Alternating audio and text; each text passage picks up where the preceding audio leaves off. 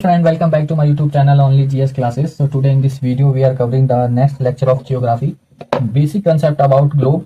So globe के बारे में आपको बेसिक इन्फॉर्मेशन देनी है। इससे पिछली वीडियो में हमने इक्वेटर क्या होता है, लॉन्गिट्यूड क्या होता है, लैटिट्यूड क्या होता है और कितने डिग्री पे हमारी जो अर्थ है वो टिल्ट है, ये सारी इन्फॉर्मेशन मैंने वीडियो में प्रोवाइड करी आपको। अगर अभी तक आपने वो वीडियो नहीं देखी है so please visit on my channel only GS classes, you can watch my video. Okay, so in this video we are covering the basic information again. Okay, so जो हमारी अर्थ है इसको दो पार्ट्स में जो डिवाइड करते हैं डायमीटर, उनको क्या कहते हैं आपको याद रखना है। उनकी लेंथ कितनी है, जो ये आपको हॉरिजॉन्टल जो डायमीटर दिख रहा है 0 डिग्री पे, इसको क्या कहते हैं, इसको कहते हैं equator, line of equator. Okay, जैसे ही हम यहाँ पे एक 23 हाफ डिग्री का 23.5 डिग्री का जब हम एक आर्क लगाते हैं, बेसिकली जब हम एक आर्क लगाएंगे, ओके ये आर्क लगा रहे हैं हम इस पे, सो ये जो लाइन होती है 23 हाफ डिग्री पे, इसको क्या कहते हैं, इसको कहते हैं लाइन ऑफ कैंसर यानी कर्क रेखा। ओके, एंड 66 हाफ डिग्री यानी 66.5 डिग्री पे जो हम एक आर्क लगाते हैं, इसको क्या कहते हैं, लाइन ऑफ कैप्रिकॉन। कैप्रिकॉन को हिंदी में क्या कहते हैं, मकर रेखा। ओके, ये आपको याद रखना है। और 23.5 से 66.5 के बीच में जो दूरी होती है, इसको, इस पूरे सर्कल को क्या कहते हैं, इसको कहते हैं आर्कटिक सर्कल। ओके, जो हमारी अर्थ है उसको जो लैटिट्यूड वाली लाइन है, जो 0 डिग्री की इक्वेटर है, हमारी अर्थ को दो पार्ट्स में डिवाइड करती है। इक्वेटर से अबव लाइन को क्या कहते हैं हम, नदर्न हेमिस्फीयर। ओके, ये आपको याद रखना है, नदर्न हेमिस्फीयर यानी उत्तरी गोलार्ध। ओके, एंड इससे इक्वेटर से बिलो वाले रीजन को क्या कहते हैं, सदर्न हेमिस्फीयर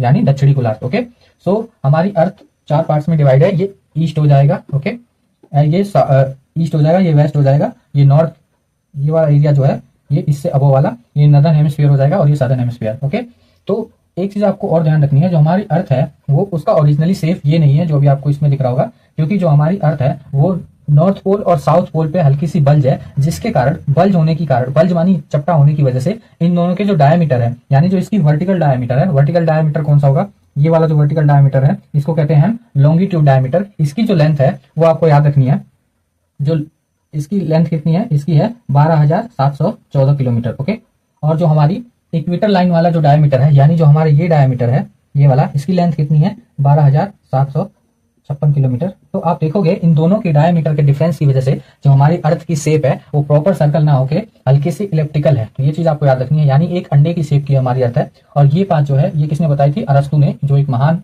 जियोग्राफी के साइंटिस्ट थे। ओके, अरस्तु ने बताई थी। लेकिन आपको जानकर हैरानी होगी, उससे पहले ही हमारे ग्रंथ में जो बराह अवतार है विष्णु जी के, उनके सूंड के ऊपर जो रखा गया था अर्थ का जो शेप बताया था वो सेम एज इट इज बताया था। तो हम उनसे बहुत पहले ही हम जान चुके थे। ओके, लेकिन साइंटिफिक उन्होंने इसकी इन्फॉर्मेशन दी, इसलिए उन्होंने उनका माना जाता है अरस्तु का। इसके अलावा मैं आपको बता दूं कि जो लाइन जो ये हमारी जा रही है लैटिट्यूड, इसको लैटिट्यूड कहते हैं, जो हॉरिजॉन्टल लाइन है। इसके अलावा जो वर्टिकल लाइन है इसको हम लॉन्गिट्यूड कहते हैं। ये इन्फॉर्मेशन मैंने आपको पहले ही बता दी थी। जो हमारे इंडिया का जो कोऑर्डिनेट, यानी इंडिया के जो कोऑर्डिनेट है वो कहाँ पे है, इंडिया कहाँ पे स्थित है इस ग्लोब में, तो ये चीज आपको याद रखनी है। जो हमारा है वो इस वाले रीजन में, यानी कर्क रेखा हमारे इंडिया से गुजरती है, ये आपको याद रखना है। इक्वेटर से अबव और कर्क रेखा के बीच में हमारी इंडिया है, नदर्न हेमिस्फीयर में हमारा इंडिया लाई करता है। ये चीज आपको याद रखनी है। इसके अलावा आपको एक चीज और ध्यान रखनी है, जो ये वर्टिकल डायमीटर है, यानी जो ये वाली डायमीटर है, ये जो वर्टिकल लॉन्गिट्यूड वाली डायमीटर है, इसको क्या कहते हैं, इस लाइन को हम कहते हैं जीएमटी यानी ग्रीच मीन टाइम लाइन। इसको इसके अलावा इंटरनेशनल डेट टाइम लाइन कहते हैं। इंटरनेशनल डेट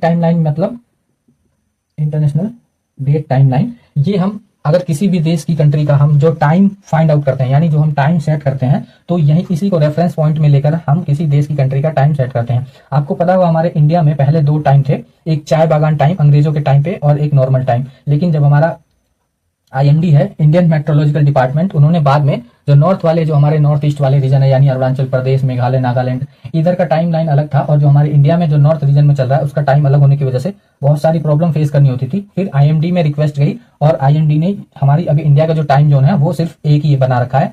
सो अब हम इस टॉपिक पे आते हैं। जो हमारी अर्थ है वो प्रॉपर स्फेयर ना होने की बजाय हल्की सी बल्ज इलिप्टिकल शेप में है, जिसका फर्क क्या पड़ता है हमारे डे और नाइट में। ओके, सनरेज हमारी अर्थ पर आती है, जो सन की, उस पर क्या फर्क पड़ता है इसकी शेप से, ये आपको पता होना चाहिए। जो हमारी अर्थ है वो एक रोटेशन लेने में कितना टाइम लेती है, हमारी अर्थ है जो वो एक रोटेशन लेने में सन का रोटेशन लेने में 365 डेज का टाइम लेती है, ये आपको याद रखना है। सॉरी 365 365 डेज का टाइम लेती है अर्थ जो है हमारी रोटेशन, सन का रोटेशन लेने में कितना टाइम लेती है, 365.25 डेज टाइम लेती है। एक साल का समय लेती है अर्थ हमारे सन का चक्कर लगाने में। लेकिन आपको एक चीज और याद रखना है, ये जो 2.25 डेज है ये हर 4 साल बाद एक दिन बन जाता है, एक पूरा दिन बन जाता है, जिससे जो हमारे जो टाइम है वो कितना हो जाता है, वो 366 डेज हो जाता है, जिसे हम लोग क्या कहते हैं, लीप ईयर। ओके, और लीप ईयर में कहते हैं एक दिन एक्स्ट्रा होता है, वो यही 2.5 डेज है जो एड ऑन होके 366 डे बनता है। ओके, तो ये 4 साल में एक बार आता है लीप ईयर, आपको याद रखना है। जो हमारी अर्थ की स्पीड है वो कितनी है, 29.8 किलोमीटर पर सेकेंड।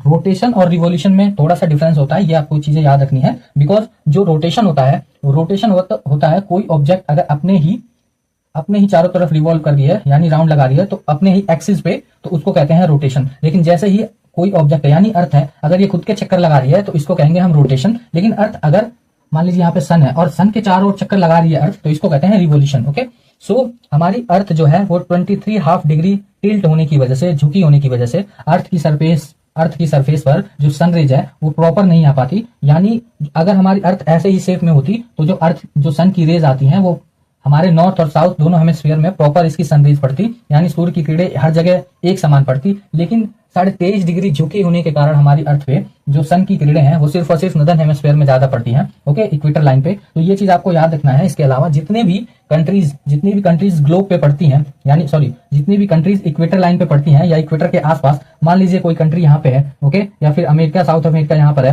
तो इस पे जो कंट्री होगी इक्वेटर लाइन पे, जो भी कंट्री होगी, वहां पे क्या होता है, दिन में बहुत बारिश होगी, हर टाइम में वहां पे गर्मी रहती है, मौसम चिपचिपा होता है, ज्यादा वहां पे बहुत ज्यादा घने जंगल भी होते हैं। ये चीज आपको याद रखना है, क्योंकि वहां पे सूर्य की किरणें सबसे ज्यादा पड़ेंगी, और जिसकी वजह से क्या होगा कि वहां का जो मॉइस्चर है, वो मानसून, वो मॉइस्चर है वो रेन में प्रेसिपिटेशन बनके बारिश वहां पे हर गिरती रहती है, जिससे वहां का जो मौसम है वहां पे बहुत चिपचिपा होता है। ओके, ह्यूमिडिटी ज्यादा रहती है और गर्मी भी ज्यादा रहती है। तो जब भी आप देखोगे जितने भी इक्वेटर लाइन पे लोग रहते हैं उनका जो कलर होता है वो थोड़ा सा ब्लैकिश होता है। इसके अलावा बड़े बड़े जंगल और जो घास है वो इस इक्वेटर लाइन के आसपास हैं। आप देखोगे अमेज़न का जो जंगल है वो इसी इक्वेटर लाइन पे पड़ता है। साउथ अफ्रीका में इतने बड़े बड़े जंगल पाए जाते हैं, वो भी इसी इक्वेटर लाइन पे पड़ते हैं। ओके, तो ये चीज आपको याद रखनी है।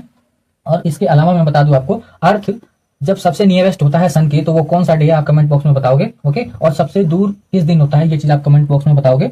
सो आज की इस वीडियो में हम इसको इतना ही करते हैं, क्योंकि वीडियो लंबी हो जाएगी, सो आपका इंटरेस्ट भी कम हो जाएगा। So thank you so much for watching this video, and next video में मैं आपको बताऊंगा इससे आगे की information. Okay, so keep watching, stay tune, thank you.